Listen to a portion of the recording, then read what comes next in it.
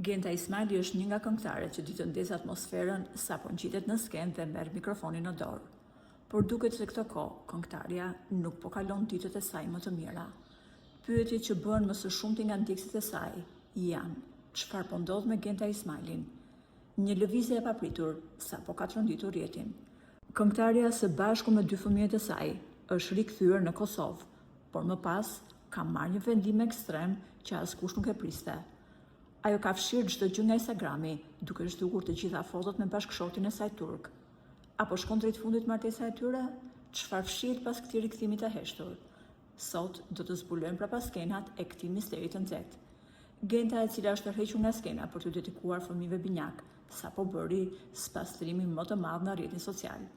Gjatë këtyre ditëve në Kosovë, ajo la në profilin e saj vetëm një foto me fëmijët e saj, duke ngritur pikpyetjen e madhe: pse i zhdukur të gjitha fotot me bashkëshortin e saj, biznesmenin turk, me të cilin jetonte një përrall luksi?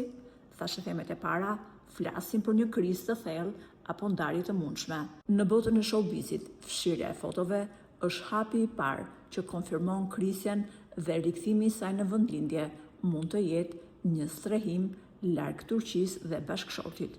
A është ky një divorc i heshtur? Genta Ismaili po mban sekretin e vitit, duke na lënë të gjithëve pa fjalë.